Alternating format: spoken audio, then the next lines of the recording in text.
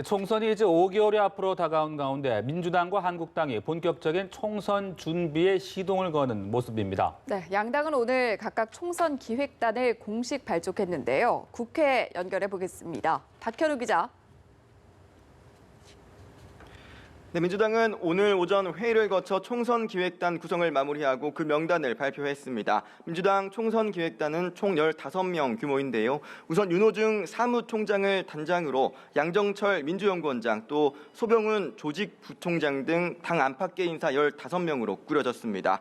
앞서 민주당은 불출마자를 제외하고 의원평가에서 하위 20%에 해당하는 의원들에게 공천 심사 등에서 불이익을 주기로 하는 등 일부 공천룰을 정비한 것으로 전해진 바 있는데, 이와 함께 총선 기획단도 발족시키며 본격 총선 체제에 돌입하는 모습입니다. 지난주 총선 기획단을 꾸린 한국당은 오늘 오후 임명식을 갖고 첫 회의를 진행했습니다.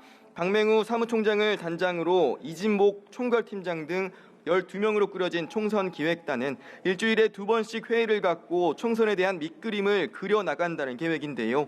황교안 대표는 임명장 수여식에서 총선 기획단이 국민의 기대에 부응하는 공천 방안을 포함해 국민의 압도적인 지지와 신뢰를 되찾아올 모든 방안을 마련해달라며 자유우파 대통합을 견인할 방안도 검토해달라고 당부했습니다.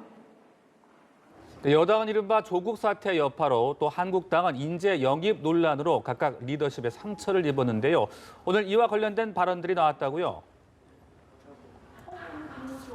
네, 민주당은 오늘 오후 의원총회를 가졌습니다. 이 자리에서 이해찬 대표는 선거가 얼마 남지 않은 만큼 지금부터라도 의원들과 소통을 많이 해나갈 것이라고 밝혔는데요. 특히 표창원 의원과 이철희 의원 등 불출마 선언을 한 의원들을 향해서는 정치는 책임감과 역동성, 균형 감각이 중요하다며 신중한 판단을 해줄 것을 주문하기도 했습니다. 이와 관련해 표창원 의원은 비공개 회의에서 물의를 일으켜 죄송하다는 말을 한 것으로 전해졌습니다. 또 비공개 회의에서는 치열하게 토론하면서 지도부에는 힘을 실어주는 이른바 질서 있는 쇄신이 필요하다는 의견과 집권 여당에 대한 국민들의 평가를 겸허히 받아들이며 성찰하고 반성하는 태도가 필요하다는 의견 등이 나온 것으로 전해졌습니다. 민주당은 특히 의총에서 오늘 같은 형식의 회의를 이달 중 매주 월요일 개최하기로 합의한 것으로 전해졌습니다.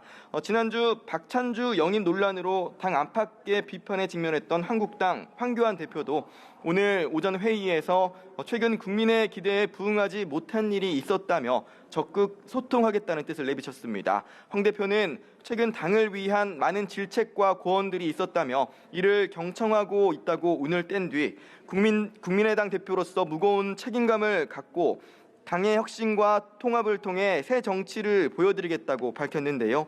그러면서도 인재들을 폭넓게 모시기 위한 노력을 계속할 것이며 시기와 범위를 잘 판단하겠다고 밝혀 박 전 대장 영입 강행 의지를 시사하기도 했습니다.